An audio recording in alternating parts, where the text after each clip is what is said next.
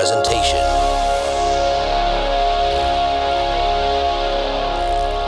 Hey there, welcome to No Flicks Given. Very special episode today. So as a real quick primer before we get started, my name is Peter, by the way. With me today is Connor. Say hi, Connor. Hello, Peter. And we have Matt. Good morning, afternoon, or evening. There we go. Whatever you're doing while you're listening to this podcast, because we know it's not nothing. This is actually a paid-for episode. We aren't being paid to do this episode, but somebody has paid for this episode to happen, which is really exciting. Friend of the pod, Timmy Nelson, once and potentially future guest, hopefully. Fellow bird Sure. boy. Fellow bird boy, Kaka. Kaka. He, in his spare time, helps but he participates in a charity called Extra Life. And Extra Life is a charity, if you don't know, where you basically pledge to play video games for 24 hours straight, and you raise money for children's hospitals to buy them games and entertainment for terminally sick children or chronically sick children who have long stays in the hospital. And so Timmy has raised tens of thousands of dollars at this point, if not hundreds of thousands of dollars. And he asked us this year if we would be willing to donate some things to be auctioned off or to participate in the charity somehow.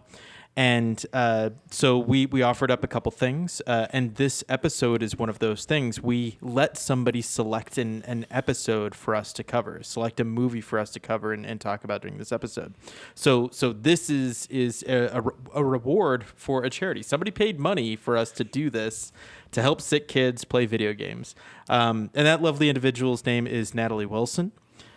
She wanted us to do an episode about 1952's Singin' in the Rain. So, Thanks, Natalie. Yeah, thank you. Thank you very much, Natalie. What a pleasure of a movie to be able to cover. Yes. To just in general, much less for a great charitable cause. So, yeah.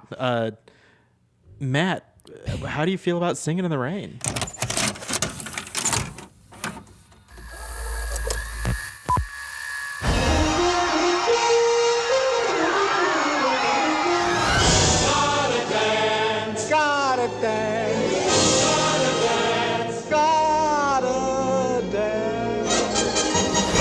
Screaming for more. Make a musical. Sure, make a musical. Good morning, good morning. It's great to stay up late. Good morning to you. What do you think of me? I liked it. I'm singing in the rain, just singing in the rain. What a glory. I thoroughly enjoy it. I am not convinced that it is a cohesive story, but that's not the important part. The important That's not part, what movie musicals were about. Yeah, no, the important part is just watching old Hollywood just take you away to several dozen different places at the same time with dance and song and just like effusive joy for that period of movie making, which I always forget that Singin' in the Rain's technically kind of a period piece because it takes place in 1927, and it's about like a major ground shift in movies. And I was, because I can't get it off of my mind right now, I will tell you right now, I did the math. If Singin' in the Rain were made today, it would take place in 1999, and it would probably be about how the Matrix has become really popular and CG's going to take over. You know what everything. it would be about, Matt? What? It would be about Napster, probably. It's the digital revolution type of stuff that I think the democratization of being able to make movies. But yeah, no, like what were the things that I forgot and then was it'd be about Final Cut Pro. Oh man. Actually, yeah, no. The first movie to be cut fully on Final Cut Pro, from start to finish, if memory serves, like fully, like no film negatives at all involved. Yeah, I believe was Office Space, which came out Oh shit! in 1999. You are correct. Oh God. Mike Judge was a Final Cut Pro pioneer. I actually kind of am a little bit jazzed about this idea of making a period piece about Hollywood in 1999, where you have like some of the best films ever being made by then sort of like young up and comers, like I mean, Matrix, Fight Club, Fincher, the Wachowskis, Office Space. Oh yeah. All these guys. Linklater, and then and then sort of parallel to that, you have like this growing indie scene, and with digital video, like an indie scene, Yeah. going on in the background. Like you could do like a whole like survey of filmmaking in 90. Oh, that's kind of cool, actually. I kind of want to do that. It's only a matter of time before it shows up in a vertically aspect ratioed phone near you. Hi, my name's Andrew Baum, and I'm the product marketing manager for Final Cut Pro, an exciting new video creation tool from Apple Computer. It's got editing, effects, compositing, all in one package at a very, very affordable price. Why don't you come with me and check it out? Connor, how do you feel about Singing in the Rain? I love Singing in the Rain. Singing in the Rain, I saw it a little bit, not quite in childhood. And it is definitely one of my first like Hollywood film nerd kind of moments where like the idea of the transition from silent to talkies and that being a big deal, and then thinking about the technology that made it happen kind of caught me at a young age. I actually didn't see this movie until the summer after my freshman year of high school. And that's because in the spring of my freshman year of high school, I played R.F. Simpson in a production of Singing in the Rain. That's amazing. For the grand finale, they put me in a gigantic yellow rain slicker with the rest of the cast. But of course, I'm me. I was a gigantic man in the back row, dancing poorly, as I do in all musicals that I'm in. And to this day, my parents can't stop laughing about it. I love that. That's fantastic. You could hear my father laughing in the audience. My father laughing in the audience. Your father, notorious laugher. Yeah. Yeah. God. And they had me gray my hair, so not insignificant number of people thought I was a teacher. Dear Lord. There's actually, we're missing Frank, but the other person that we're missing, who I tried to cajole onto this show because they know way more about the subject matter than most people in this world, is my wife, who has her master's in musical theater, professor of musical theater. So I did ask her for some like quick notes and fun facts to share, sort of about the movie and sort of what it means to musical theater, and all that fun stuff. So one of the things that she points out is that this is effectively a jukebox musical. Yeah. Mm-hmm. The songs were written and performed long before the movie ever, was a thing. It was songs were sung in reviews in other movies. So Nasio Herb Brown wrote the music and Arthur Freed wrote the lyrics. And it is true that they liked the people who produced this movie really liked the songs, and they were like, whatever, just like make up a story. So they wedged like these songs into the story. Like Make 'Em Laugh has no place in this movie. So Matt, your comment earlier about how there is really no plot, there really is no plot. No. If you're familiar with jukebox musicals, they're all over the place. But Which is very funny because that's basically what they wind up doing at the end of the movie for the Dancing Cavalier. yeah. Oh yeah. and now speaking of songs that had existed before, we had this discussion specifically about Make 'Em Laugh when we covered The Pirate, because I wanted to talk about this. Yes. because I think I have the order correct, is that Be a Clown from The Pirate is the original song, and then this apes it, but they just didn't care because it was from The Pirate.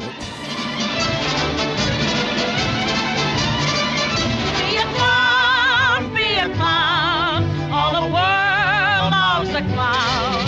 Show 'em tricks, tell 'em jokes, and you'll only stop the top folks. Make 'em laugh, make 'em laugh. Don't you know everyone wants to laugh?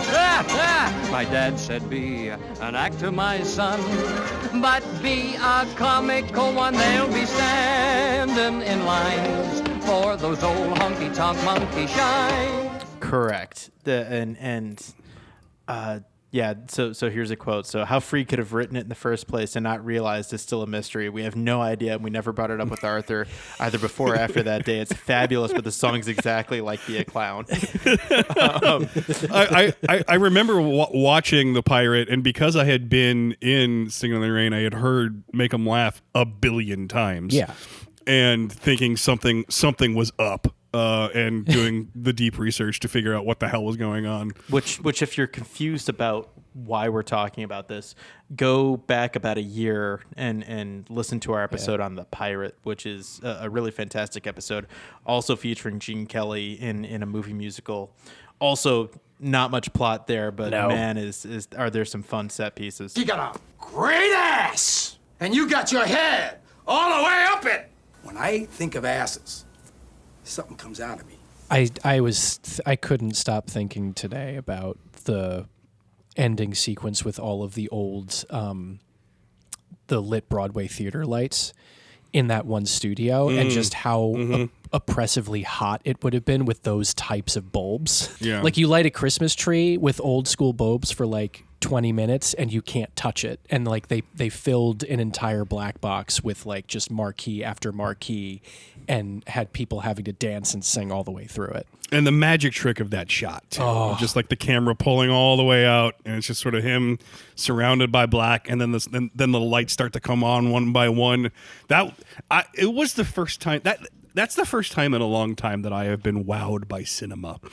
So watching this down again. Another fun fact specifically about Singin' in the Rain, and this was the second fact that Jess asked me to share, was the song was introduced to Broadway in 1929 in a musical review, which was basically how a lot of composers just like put their stuff out there. There was no plot. It was just like the song Singing in the Rain? The song Singin' in the Rain. Okay. Cool.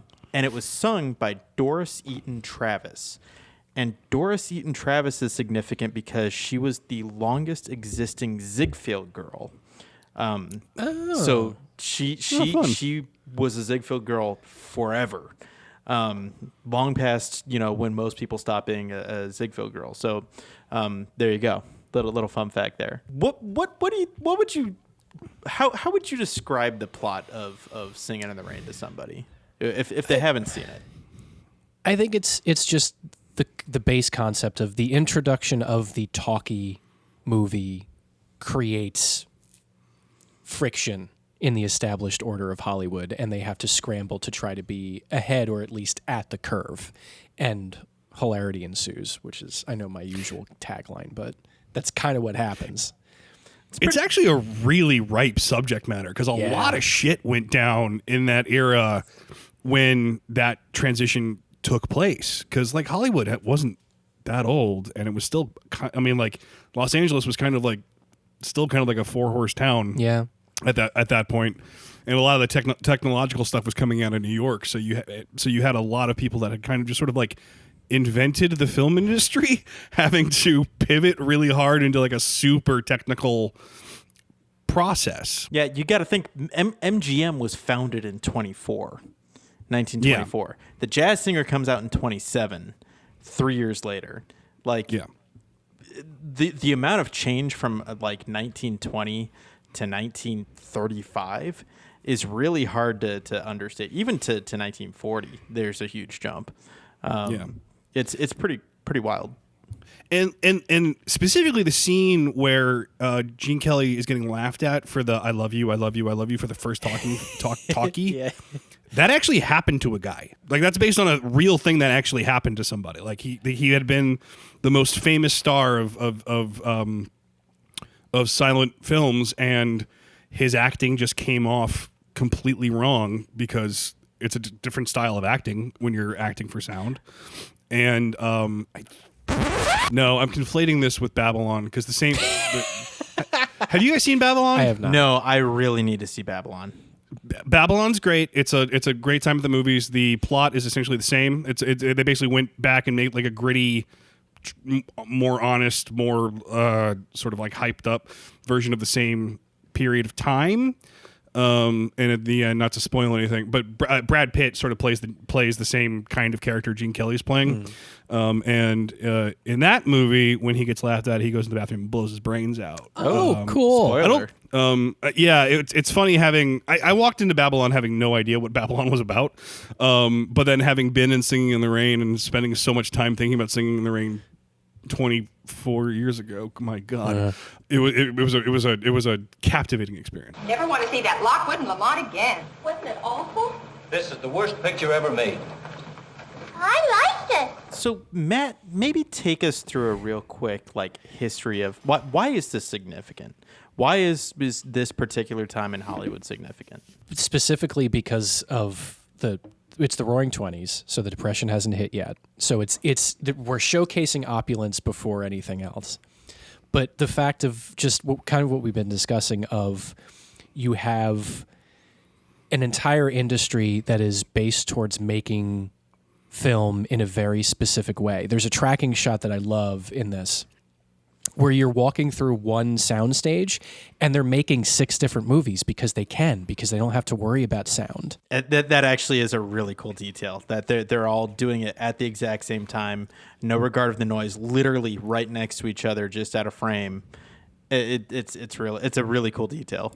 Yeah, and the fact of you make the fictionalized story of this particular studio and this creative crew dealing with this particular problem by turning it into essentially the first musical film and showcasing everything that you can do.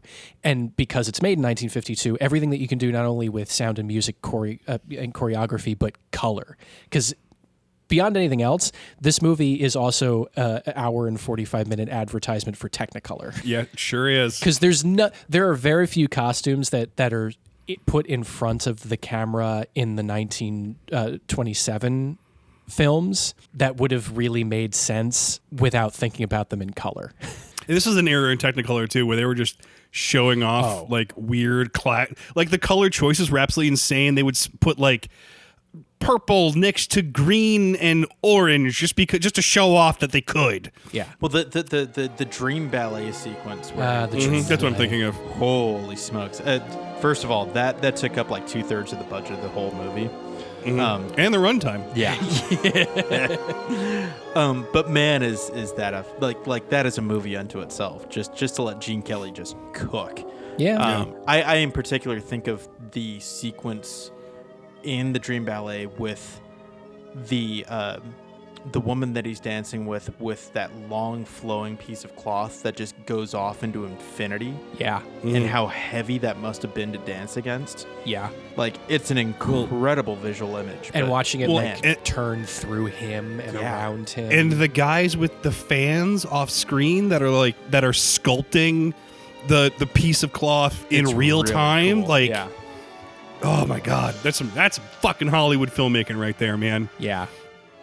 It is very much they do not make them like this anymore. No. Yeah. And sort of a little bit getting back to your earlier question, Peter, about why this is a historically important moment. Hollywood had only really existed for in the neighborhood of 15-ish years at this point. They all got kicked out of New York. Well, no, they didn't get kicked out of New York. They stole a bunch of shit and left. Oh, wow. Part of the reason Hollywood's in LA is because Edison was so litigious about his licensing of film equipment and film. If you wanted to make a movie, you had to pay Edison his fees to make it happen. So a bunch of people bought a bunch of cameras, figured out how to make film, and headed out west. Also, because you kind of in the Los Angeles area, you'd have enough sun so you could expose film correctly. So it basically started off these as camps that got. So you have a film industry that develops over time and kind of becomes the first popular or populist. I forget. But for the masses, entertainment or art. And entertainment thing. You had vaudeville up to this point where you had sort of small performance houses, but you didn't have anything that was mass produced and you didn't really have mass media beyond newspapers. Well, and the evolution from the Nickelodeon to the Cinema House to feature films is sort of a jump all into itself. Exactly. And this was also an era where movies were basically just disposable entertainments. Like thousands of movies have been lost because they would burn the film prints to make space from storage. Yeah. Because like who cares? And part of the reason and as celluloid burns real good. It sure does. Nitrocelluloid, that goes up real fast. They also call that flash paper. Over time, because there are so many people seeing movies all the time, they're making money hand over fist. And I do love this image. And they do this a little bit in Babylon, but of this image of these like poor rejects from whatever part of the country out east they come from, coming out to LA and just kind of fucking around and working real hard, but sort of inventing this art style. But again, they start making money hand over fist. The studios get humongous, and part of the reason they get humongous is exactly that shot that you were talking about. They could produce so much stuff so fast. So you always had something new coming out in the theaters, and you always had a draw. Sound not only changed everything about like going and seeing a movie, about like the experience of watching a movie. It completely changed how movies got made. Yeah. There's a great movie called The Crowd. It's a silent film made by a guy named King Vidor and among a bunch of other people. And there's a tracking shot in that film where you enter into a cafe. And you go across about. Oh, I know this shot. I put it in Beards of Industry. Yes, you did. You go across like 10 or 12 tables, and the magic trick of it is like the tables are actually cut in half, and the people sitting them are pulling them away as they're pulling back. It's a really cool shot. It's been replicated and referenced a lot, but like that shot was like a thing you could do that year, and the next year it was impossible. Because you couldn't do camera moves like that in the era of sound. And it wasn't necessarily because you couldn't like attach the recording equipment or whatever. It's literally because the sound of the camera spinning would get picked up by the mics. Yeah. Initially, I mean, like they would do stuff like build soundproof boxes for cameramen to be in. Yeah. And then eventually you would get these big blimps that would go over cameras to absorb all the sound. But you couldn't physically move a camera like that anymore for decades. So, yeah, changed everything in a pretty serious way. It also, the kind of celebrity that had been invented in the era of silent film, all that shit changed. Because if you're in Lena Lamont's situation, you have a funny accent, or you're just not good at acting and speaking at the same time because silent film acting is essentially pantomime. It's big, broad gestures, suggesting. There's not a lot of subtlety in silent film. So everybody's techniques had to change to start making movies to be able to make movies. And there was a big question if Hollywood could continue to be profitable, because it also had to be way slower. You couldn't you couldn't jam 15 productions right next to each other anymore. So it was a bigger change than going to color. Well, and that also begins sort of the consolidation at the beginning of sort of the studio system, right? Where because they need so much money backing productions and sort of creating that space, it becomes not monopolistic, but it does become consolidated among the groups. Yeah, it was the beginning of the entrenchment of the biggest studios into what would become the Hollywood system 10-ish years later. You had RKO, Paramount, MGM, Warner Brothers. That's kind of it for a while. And a lot of other all of those other smaller players just kind of went away. But I mean, the big systems really, tied up the celebrities, and like Gene Kelly, for instance. Getting back to this actual movie, this was kind of his part from MGM. I think this was the last movie he did with MGM, and MGM let him direct as a result to try and like keep him happy, and he was a nightmare of a director. Gene Kelly, no. Yeah, I know, right? Consummate perfectionist. Famously chill, Gene Kelly. Famously chill, regular old. Hey, it's okay, Gene Kelly. Poor Debbie Reynolds. Debbie Reynolds, who was like 17 at the time, just like crying every night. and Donald Connor like trying to make her laugh. To Fred Astaire. I know. Wasn't that wasn't that the story where Fred Astaire found her crying underneath a piano? Yeah, because Gene Kelly was and helped her berating her and helped then, her learn the choreography and everything. And then at the end of the Good Morning shoot, which had gone from 8 in the morning until 11 at night, her feet were bleeding. Yeah, they shot that 60 times or something. Yeah. It was like 2 weeks or something to get the whole sequence. Because Debbie Reynolds, when she shot this, her background was not in dance. She was a gymnast who was just trying to make it work. So the story goes, when Fred Astaire was in the studio, he found Reynolds crying under a piano. On hearing what had happened, Astaire volunteered to help her with her dancing. Kelly later admitted that he had not been kind to Reynolds and was surprised that she was still willing to talk to him afterwards. After shooting the Good Morning routine, which had taken from 8 a.m. until 11 p.m. to shoot, Reynolds' feet were bleeding. Years later, she said, "Singing in the Rain and childbirth were the two hardest things I ever had to do in my life." Yeah. Crazy. What could I do to you? I'm only a shadow. You keep away from me just because you're a big movie star, wild party, swimming pools. You expect every girl to fall on a dead faint at your feet. Well, don't you touch me. Fear not, sweet lady. I will not molest you. I am but a humble jester. And you are too far above me. Farewell, Ethel Barrymore. I must tear myself from your side.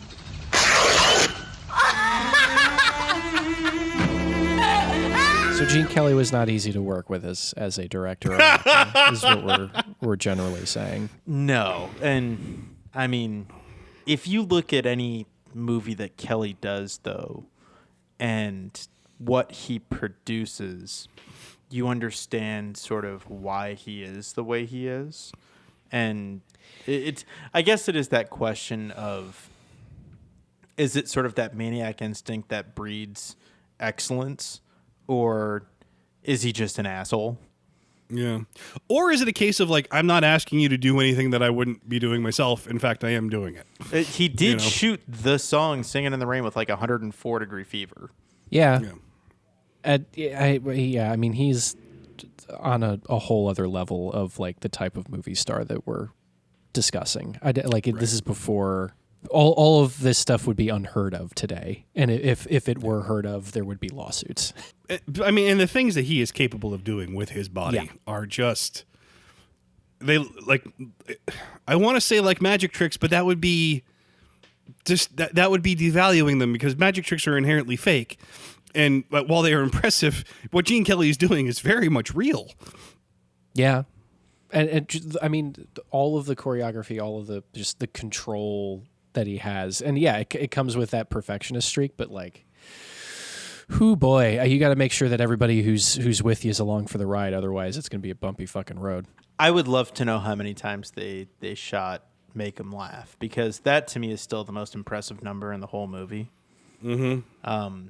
The thing that Don O'Connor does, and it's funny because what it always reminds me of is one of the times that Joseph Gordon-Levitt hosted Saturday Night Live, he opened SNL with Make 'Em Laugh. Make 'Em Laugh, yeah. And he does 80% of the routine. And it's incredible and it looks really hard and the audience could not have given a shit. Yeah. If you go back and you watch that, the audience is kind of nah.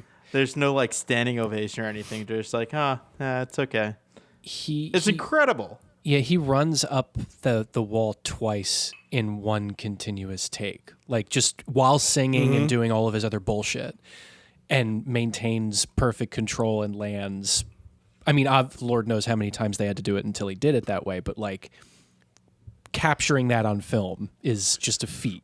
I don't remember now. I'm wondering, is there a cut? There's a cut before he goes through the wall. Through the wall. Okay. Okay, that was my next but question. There's no cut in between the two actual ones. Right. In my mind, it's all one seamless thing where he was able to do both the wall runs and then do a miraculous thing of just placing himself directly in the hole in the wall. Yeah. There's a moment in the movie where he does something simple like stand up, and I swear to God, I thought he was floating.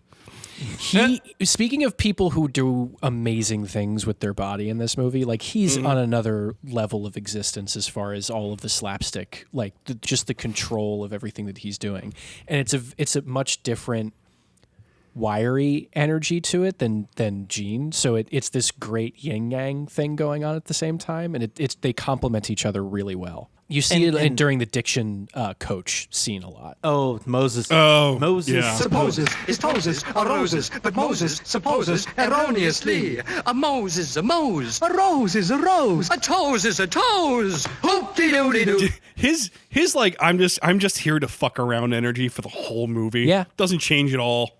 It's great. But it's there that I think he plays really well as the tie-on from the vaudeville era transitioning into talkies. Like that is so vaudeville. The faces and the slapstick and all of that. It's really excellent casting, and he does really excellent work. Was this Debbie Reynolds' first movie, or was she in something? Yes. Okay. Which is insane, by the way. The person who's astounding is Jean Hagen. Oh God, she's great. So Jean Hagen actually, she's Debbie Reynolds' singing voice for a part of it. Yeah. She dubbed at least 2 songs, right? Yes. So the voice irony. that she uses for I know, it's hilarious. The voice that she uses for most of the movie is just her character voice. What do you know about it? You piano player. Are you anybody? Johnny, how can you let him talk to me like that? Your fiancé. But her actual voice is, incredibly good. Nothing can keep us apart. Our love will last till the stars turn cold. Which, this got her an Academy Award nomination, and I think the movie only got 2 nominations for Academy Awards, and I don't think it won any. That is insane. It was very lukewarm. According to what I was reading, like it wasn't what we think of it now. It was very much just like, oh, it's another Gene Kelly picture. Great. And then people moved on. And now it's essentially for people our age and in that realm, like this is the Gene Kelly movie. So it was nominated for specifically the title of the category is Scoring of a Musical Picture. God. So best score and supporting actress. But Donald O'Connor did win a Golden Globe for best actor in a motion picture, musical, or comedy. Oh, good for him. Yeah. Good for him. Yeah. I didn't know they had the Globes back then. Yeah. Globes are old. And watching Gene Hagen's performance now, too, I'm also trying to figure out, like, this is entirely how we get Harley Quinn at this point. Oh, for sure. Oh, yeah. man. Yeah. Like, Yeah. that is the direction in the sound booth in the early 90s when that character is introduced. It's just like, yeah, this. Look alive, wage slaves, presenting the one and only Joker! We can make a fool out of Lena Lamont. They can make a laughing stock out of Lena Lamont. What do they think I am, dumb or something? Oh, God. Here's the problem, too, is that because, again, this is a popular musical film, this is ingrained into my wife Katie's existence. And so she knows all of the lines the way that I know Star Trek lines. So there's a lot of shit like that getting dropped around the house from time to time, even when we're not talking about the movie. We're just like, hey, what's the big idea? I can't. That poor woman trying so hard. The reveal of that is very funny because if you remember when he's giving his interview, she doesn't say anything. They won't let her talk. With the press pull, she keeps trying to talk, and he will not let her. Yeah. It's hilarious. Dignity. Always dignity. Oh, Dignity. Yeah. Dignity. Always dignity. Funny enough, that was my only note that I had when I was starting to make notes for this movie, and I just quit after that. Yeah. That's fine. At a certain point when Gene Kelly's like escaping from Gene Hagen, like he jumps into Debbie Reynolds' car, and in a very strange sequence, like sort of flirts with her because she's an actress from New York that had like just come out to L.A. Yeah, it's the antagonistic meet cute. Yeah. As was the style. She believes that true actors are on the theater because they get to talk and they know lines and have command of the English language, and they have that little debate before she says she's here for the serious stuff, and then they split for about 3 minutes until we find her again. Yeah. I actually don't recall how she comes back in. Wait, seriously? You don't, Peter? Oh, as the showgirl, as the birthday thing, she's right? Yes, she's the one in the cake. Well, if it isn't Ethel Barrymore.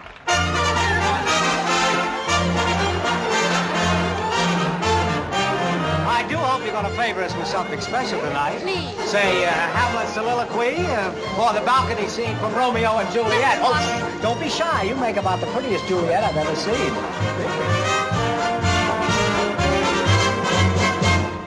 All I do is dream of you the whole night through. Just cramming every dance number they possibly could into this fucking thing. You know those like deeply long-held memories that are very vivid, but don't become vivid until they're activated. Yeah. The All I Do Is Dream of You the Whole Night Through song was definitely a song that I found a little grating when we were rehearsing On the 12th Singin' in the time, Rain. Yeah, and because it was It designed wasn't to be Beautiful Girl. I still don't know what the context is for Beautiful Girl in the universe of the movie. So actually, here is the context. Oh, God. The context is that it is an homage to Ziegfeld. Oh, It is, okay. It is it's a Ziegfeld review. It is one dude singing with a bunch of beautiful women in like couture gowns, just kind of standing there, Yeah. and then eventually like surrounding him and kind of fawning over him. Yeah. because that was entertainment in the 20s. Yeah. Hey, that dude Ziegfeld knew what was up, man. Yeah, he knew I mean, yeah. entertainment. A million New Yorkers can't be wrong. That's true. So, long story short, they convert the movie into a talkie. As we alluded to earlier, the early like test screenings do not go well, and so they scramble to turn it into a musical where they overdub Gene Hagen's lines with Debbie Reynolds, and including dream ballets and romances and Good Morning, the song Good Morning, for no reason. Yeah. That's just there. That Yeah. that just happens. Yeah. Yeah, they really pushed it too, of just like having to set it up of like, it's 1:30 now. It's totally not night anymore. Guess what we have to sing? Exactly. Yeah, and that's kind of the movie. Like, It's not like I said, the plot is whatever. It's you're there to just it's the spectacle of just watching human beings dance and like do all sorts of weird shit in front of the camera. But man, is it good. Yeah. Like, this is it's easily top 5 if not top 3 movie musical of all time. Yeah. And it still holds up in that regard. Yeah, I mean it's well crafted. Everybody knows what they're doing. Because it's a jukebox musical, all of the songs for the most part are earworms. So there's never like the song that's just there to get you from scene B to scene C. It's the movie exists for the catchy song. So like everything Right. The dialogue and story are for getting you from song 1 to song 2, which I would almost argue makes this like an anti-musical.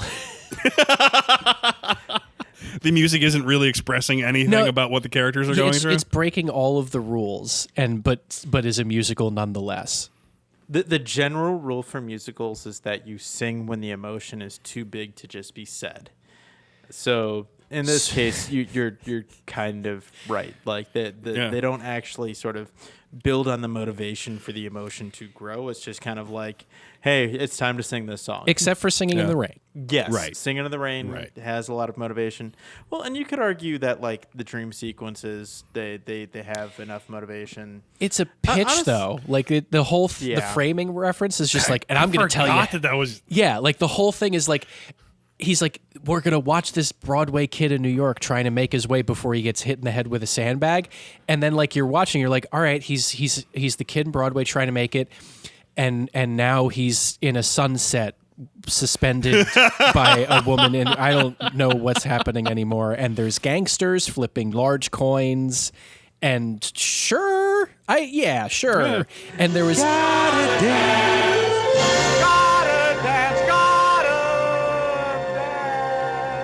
and there's a jump cut with the woman in the green dress because the Catholic League objected to something that happened in between those two cuts.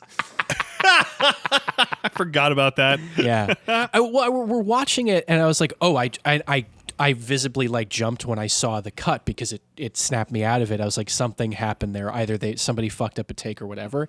And then Katie was looking it up later. She's like, yep, it was a decency thing. They did. Wow. They did it. Not object. They objected to the handsy. Turns out Gene Kelly actually introduced the world of grinding, and they cut it out. Yeah. What a different world that we would live in if they had kept it in. I remember watching this the first time, and this was after having been in the production of Singing in the Rain, and realizing the degree to which that Broadway rhythm is just fucking madness. Yeah. A complete non sequitur in the film. It reads weirdly better on stage. Don't know. It doesn't feel like it goes on for as long. That's the other thing. This movie is only 103 minutes long. Yeah, it is not a long movie. Hour 43.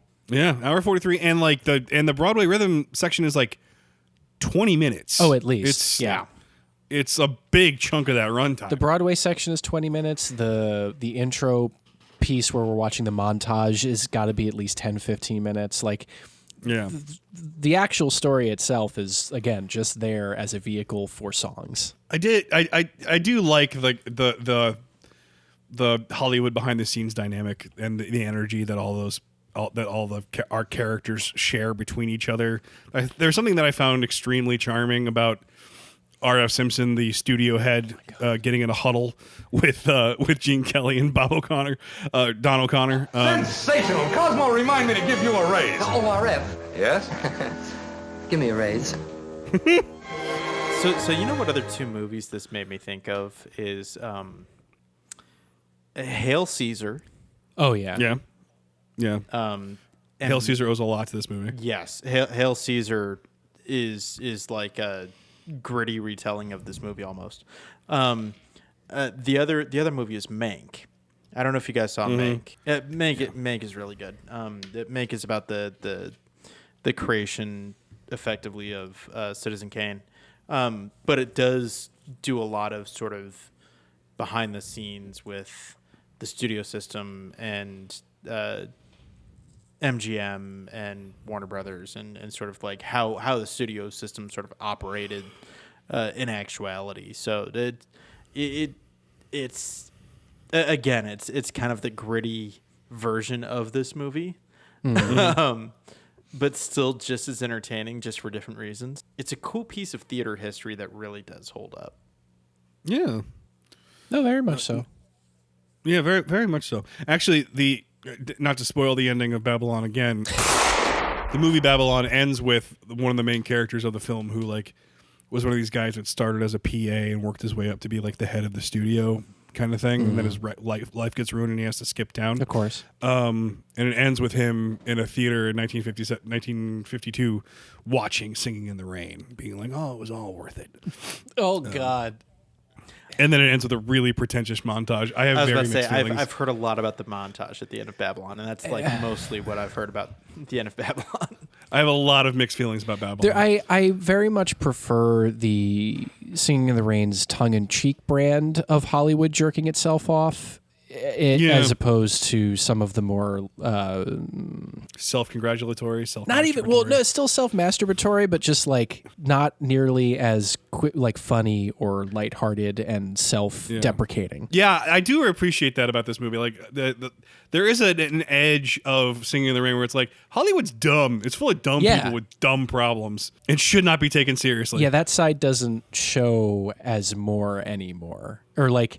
No. The people who are making the movies don't seem to either appreciate or care to highlight the irony of all of it. What was the movie that fake won the Academy Awards a couple years ago? Hollywoodland? La La Land. Oh, La La Land. Yeah. La La Land. But like that was not for me. Speaking of movies that won't win the Academy Award, So the movie's written by Adolph Green and Betty Comden, who are a historic writing duo. And they actually feature as fantastic characters in the movie Maestro, which I don't know if you guys have seen that yet. I am. They get like a 5-minute scene at a dinner party where they're just like an act while Leonard Bernstein plays the piano. And they, of course, they help Leonard Bernstein write On the Town. I think they did the book for On the Town.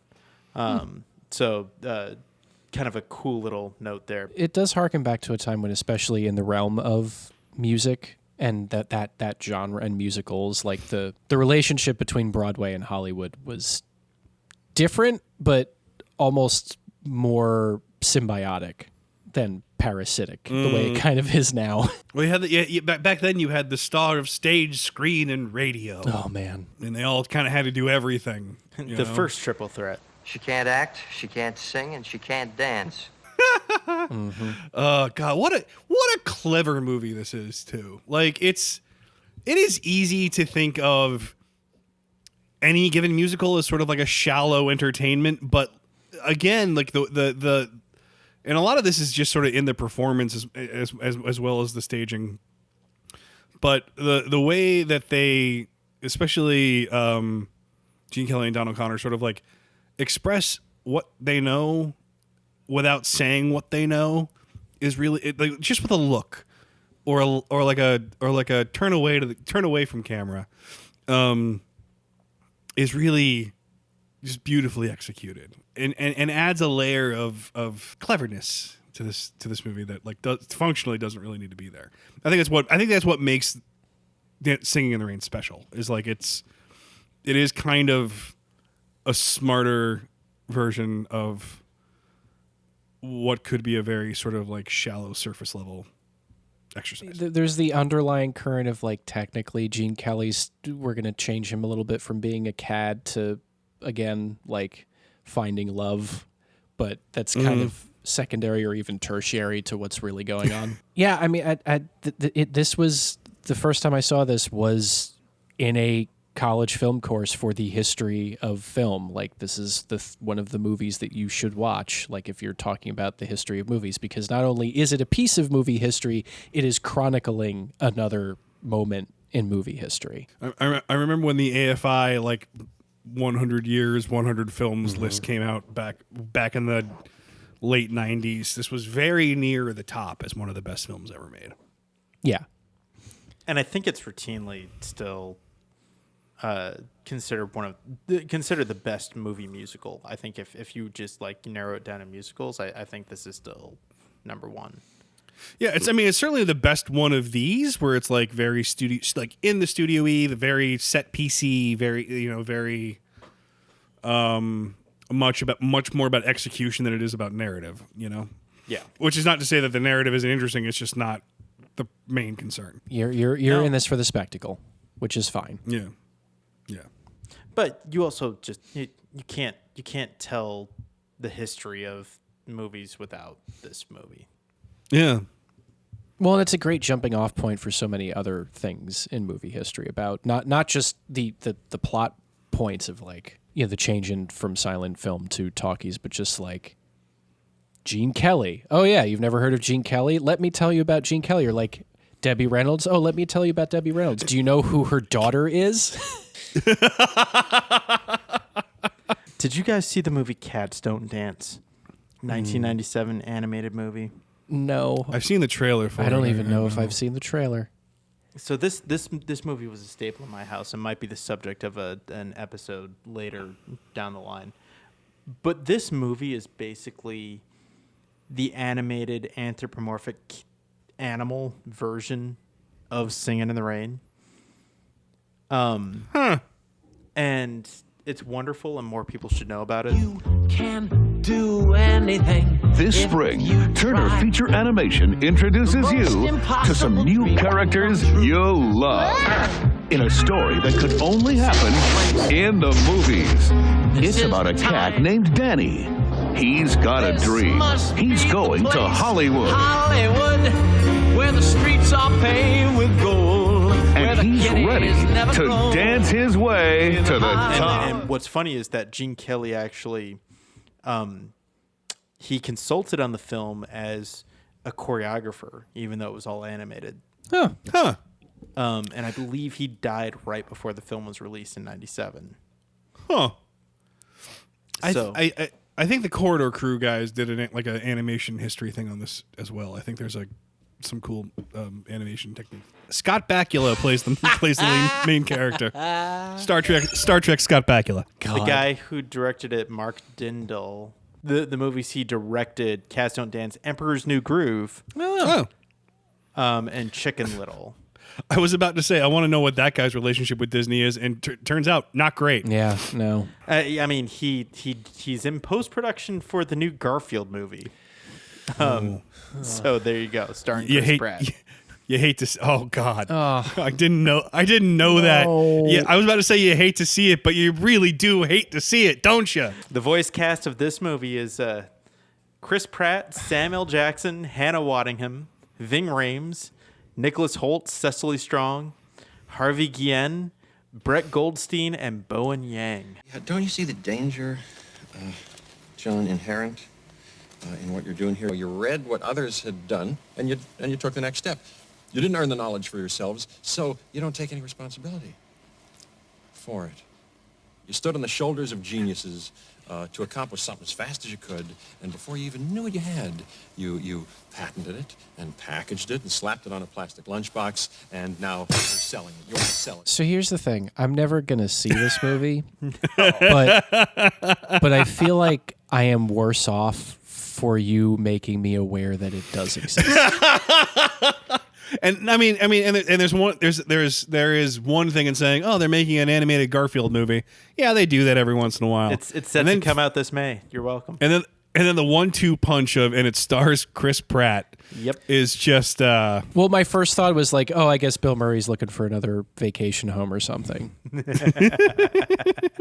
But what a better movie to watch and not have to spend nearly as much money or time or effort to see is Singing in the Rain. Yes. So watch Singing in the Rain. If you have the ability to watch Singing in the Rain, you should watch Singing in the Rain. It's a great night at home. It's great. It's an hour and a half. Yeah, you're in, you're out. Yeah, it's not a giant, chunk of your day. It's very low stakes. Yeah. And it's just all spectacle. Like I've seen this movie several times, and even watching it now, I was watching it and not like even thinking about looking at my phone, because like if you're not paying attention to what's going on, you're missing the fun of the movie. So I actually didn't tell when I only saw it for the first time about 2 years ago. No shit. Really? Yeah. It's actually a really distinct memory because Jess was pregnant and she found out that I hadn't seen it like all the way through. Like I've seen Make 'Em Laugh dozens of times, and I've seen Singing in the Rain as clips, but I hadn't seen the whole movie. And she was mortified and was like, I will not bring a child into the world without you seeing this.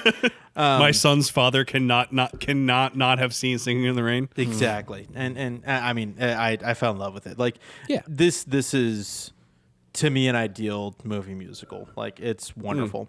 Movies, everybody. Fucking movies. It's magical. It's the best. It's the best. I love movies. Hey, guys, I love movies. That's kind of why we're doing the show. Listen, this was such a fantastic suggestion from Natalie. Mm-hmm. I'm so happy I got to spend this time here talking about Singing in the Rain with you guys, and a fantastic cause for Extra Life. Like, it feels good knowing that this episode actually is going towards helping kids in bad situations get a little entertainment in their lives, and good for everyone all the way around. If folks are interested in donating individually, where would they find them? Yeah, so if you want to donate, I think you can just go to extra-life.org. I think that it happens about once a year, generally in the fall. So I know we'll alert people when sort of the big drive comes again. But you can absolutely donate separately on your own if you want. And maybe we'll do something live or kind of special with Timmy when he does it again. That could be fun. So yeah, thank you again to Natalie. Thank you, Natalie. This was great. This was awesome. And thank you to Timmy Nelson for being a mensch and setting up his extra life. And we're happy to be a part of it. And thank you, dear listener. And thank you for listening in. And thank you to Connor and Matt here. And play us out, Gene Kelly. I'm singing in the rain, just singing in the rain. What a glorious feeling, I'm happy again. I'm laughing at clouds so dark up above. And the sun's in my heart and I'm ready for love. Let the stormy clouds chase everyone from the place. Come on with the rain, I've a smile on my face.